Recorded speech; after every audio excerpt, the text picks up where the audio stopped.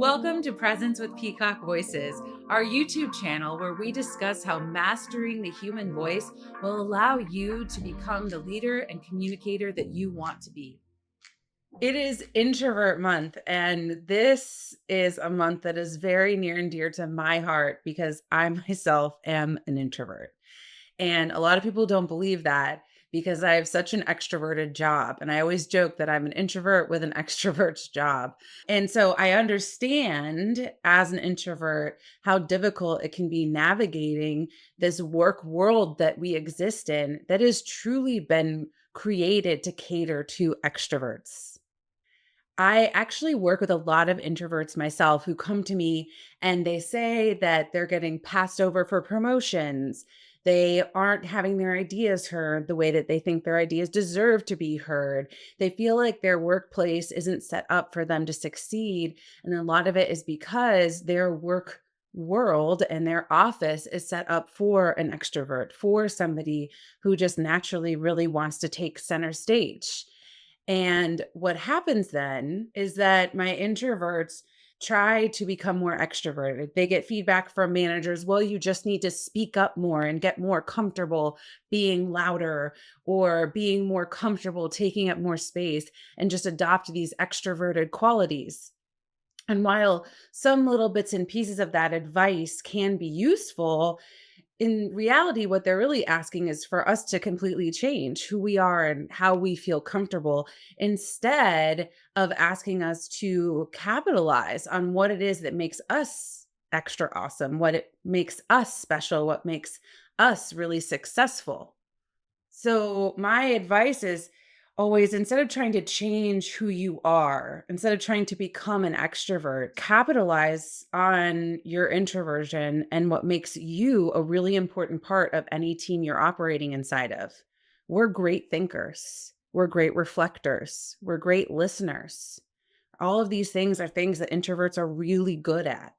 And then how do you use your voice so that all of your ideas and all of those things you've thought about and reflected on and heard can be heard by your colleagues? And that's where your voice comes into play because you can be an introvert. You personally can say, I don't want to be center stage. I don't want to be in this huge crowd of people and feel really energized by that. But your voice can reflect whatever it is that you want your voice to reflect. Your voice can take up space. Your voice can be loud. Your voice can be present. Your voice can be all these things while you still maintain your true identity, while you stay true to who you are. So, how do you go about doing this? Well, the first thing that I would say is take stock of where your voice changes.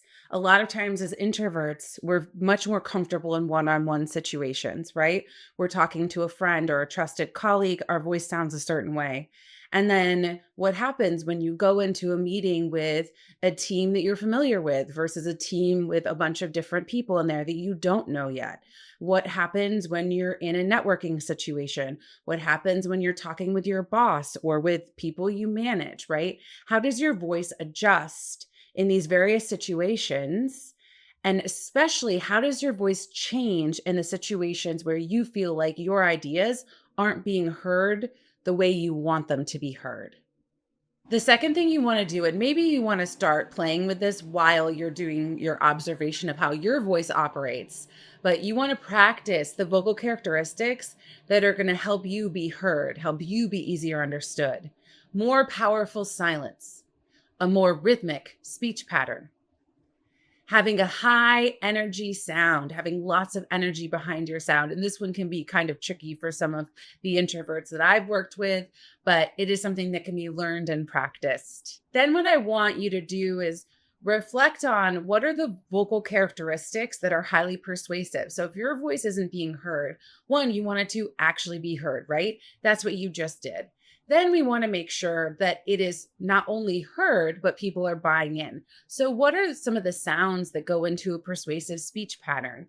With this, we're looking to have lots of inflection going up in pitch and down in pitch, and also thinking about continuous sound.